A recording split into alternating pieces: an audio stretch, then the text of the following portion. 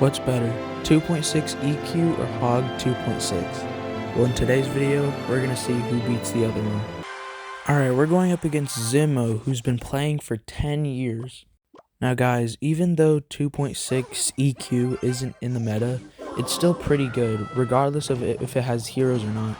It has many outplay potentials like Firecracker, EQ predictions. It's just overall a great deck, which will probably never be nerfed because everything's balanced. Now I heard that Firecracker will get buffed, and the buff is that it'll start hitting all of its targets now. It won't miss anything, which, I mean, it should have been doing that in the first place. So yeah, it's just great that that Supercell did that. Now my opponent does apply some pressure by putting Hog and Ice Golem and Musket, but I just use a Mighty Miner and a cannon with skeletons to just wipe it all out. Now I did not mean to put my skeletons on the Ice Golem, so I had to spend a little more elixir, so I was down fucking 4 elixir. He does put his Musketeer down, so I just let my Mighty Miner go. I think I Firecracker and log this so then it doesn't have any damage on my tower. Yeah. And then I'm pretty sure I put a Hog Rider to apply pressure. No, I don't. No, I don't. My Firecracker does get damage. 2 shots, wow. Hog 2.6 is better in cycling faster to its cards while also having decent defense. But Hog E.Q is also a very good deck because the Mighty Miner and the Firecracker can take out basically any push.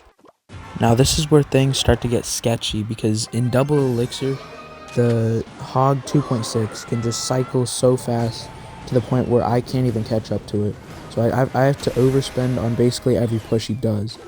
I put skeletons here thinking he would put a Hog Rider, which he does. I put a cannon, but he does predict it with a fireball. So I have to log it away. And yeah. I'm basically going to be down elixir for every single push he does. So this isn't really looking good for me. Now I wish I adapted to this guy's playstyle, but I just kept putting cannons right into his fireball. So he just kept getting free elixir from it. Because I had to keep logging, I had to keep putting skeletons. And yeah, I just wasted so much elixir. Like, I could have just used the elixir for other pushes, but I didn't. So yeah, he does another push. Get the lock screen out of the way. He gets another push and doesn't really go anywhere, so I put a Hog and a Firecracker. I Earthquake the cannon, so then he has to spend more. Does he get a hit? No, it doesn't. I think my Firecracker gets a hit. No, it doesn't. Yeah, I put a cannon and a Firecracker near it. I put it right into fireball range again. He gets a hit somehow, so I just have to keep applying pressure. I predict the cannon with the Earthquake, but it doesn't really get a lot of damage out of that. Nice, that one Firecracker shot just got us back in damage, and now we're both equal. A nice technique to have when playing Hog E.Q is that when your opponent puts a building for your Hog Rider, you can just take it out with an Earthquake to apply even more pressure, which is just insane. I mean, it's not insane, but it's just great for applying pressure. Beautiful Evo Cannon taking out the Musket, so we don't have to worry about that. And when I take out this Hog Rider, I put the Hog Rider down, and I predict the cannon with the Earthquake again, which he places too late, getting my Hog Rider 1,000 damage.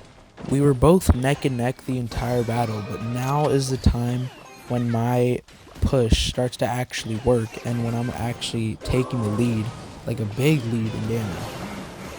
Now my opponent was probably not happy to see this because he's just spending so much elixir trying to come back and damage by fireballing, but it doesn't work because it's just my damage lead is so big to the point where he can't catch up.